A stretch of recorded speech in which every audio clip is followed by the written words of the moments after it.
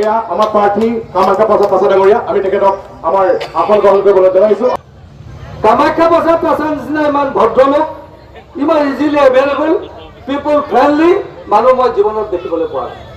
3টা টাৰ্ম 15 বছৰ প্ৰয়াত তৰুণ গগৈ ডাঙৰীয়া, 3টা টাৰ্ম তেওঁৰ ভাতৃ দীপ গগৈ ডাঙৰীয়া, 2টা টাৰ্ম তেওঁৰ পুত্ৰ গৌৰৱ গগৈ ডাঙৰীয়া, পুনৰ প্ৰিচেডে 40 বছৰ কোম্পানী ইয়াত ইনভেষ্ট কৰিবলৈ আহিছে। তাৰ জ্বলন্ত উদাহৰণ হ'ল কামাখ্যা প্ৰসাদ ক'ব জাগিৰোডৰ পেপাৰ মলটো কংগ্ৰেছে ধ্বংস কৰি দিলে। আমাৰ ইয়াৰ গৌৰৱানন্দ চেনি কলটো কংগ্ৰেছে ধ্বংস কৰি দিলে। ধ্বংস কৰিলে। কংগ্ৰেছ হৈছে ধ্বংসৰ প্ৰতীক। কংগ্ৰেছে আশীৰ্বাদ নিদিয়ে, কংগ্ৰেছে অভিশাপ দিয়ে। 2026 চনত দেখিব, 2026 চনত দেখিব এছিয়াৰ ভিতৰত ছেকেণ্ড লাৰ্জেষ্ট মাইক্ৰ'চিপছ বনোৱা এটা কোম্পানী।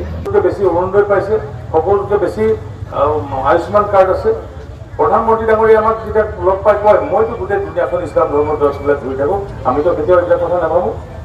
আমাকো ভাবিব লাগে, আমাৰ নাভাবে, এই কথা নাভাবিব যে আমাৰ পাৰ্টীৰ মানুহ আছে। আমাৰ পাৰ্টীৰ মানুহ কেতিয়াও ভবা নাই।